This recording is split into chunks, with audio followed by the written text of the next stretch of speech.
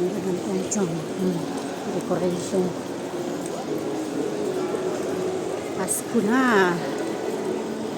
Ganda ng dekorasyon. Dekorasyon. Yan. Stars. Yan na natin ilapit. Actually, dilaw yan. Dahil yung sa ilaw. Iwan ko ba kung bakit puti. Yan. Ayan.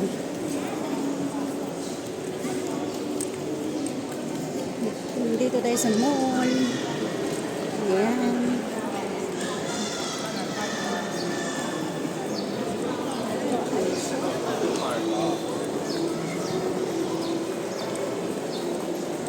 Pauwi na.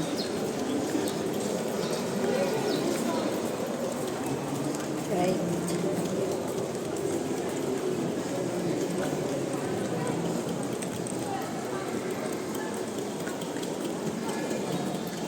Ito wala pang dekorasyon doon lang sa bungad.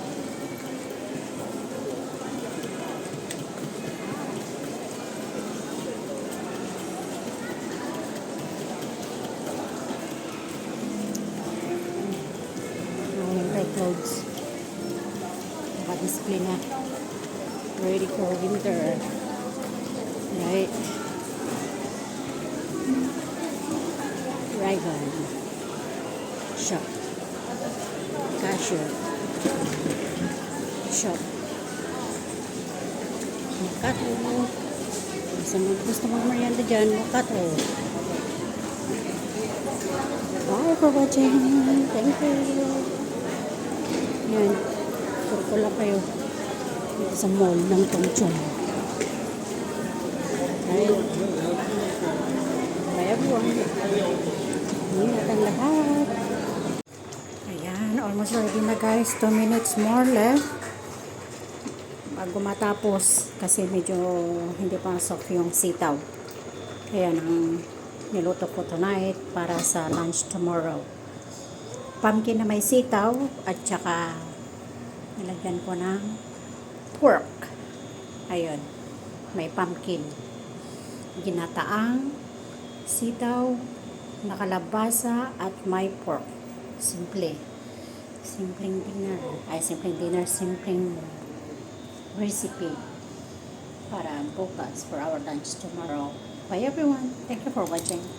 Bye. Rose. Cheese. Okay na. Kain na ako kasi hindi pa kasi sila kumakain pa lang si amo kong babae. Ako hindi pa. Kasi katapos na magluto ng dinner namin. Yan, magluto na ako agad ng ating lunch tomorrow. Bye everyone. Hello everyone. Good lunch. Yung mga iba dyan, baka nakakain na kayo ng lunch. Pero ako, ito, nagluluto pala ng aking paksiw na salmon. Ayan. Kaya nabili ko sa sushi shop. Ayan. Wala na siyang bones. Kaya ang ginawa natin, guys, ay pinaksiw ko siya. At bonggang-bonggang ingredients. Look at that. Oh. Alam nyo kung ano yung mga ingredients na nilagay ko dyan? Ampalaya, parsley, onion, garlic, tomatoes, ginger, at saka patis at toyo. Naglagay ako ng olive oil sa ibabaw, guys. Ayan. Tapos asin lang, and then paminta. Yummy.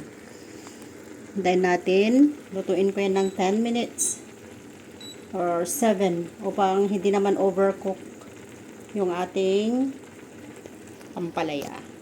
Gusto ko kasi na crunchy yung gulay. Ayan. Yummy. Ito ang nakakamiss. Napaksiw ni Mabel. Ayan. Wala tayong okra. Ampalaya lang ang available, pero kung may okra tayo guys, ay pwede ko rin idagdag sana, pero next time na lang. Bye everyone! Today is our day off. Papunta ko ng shopping. Are you?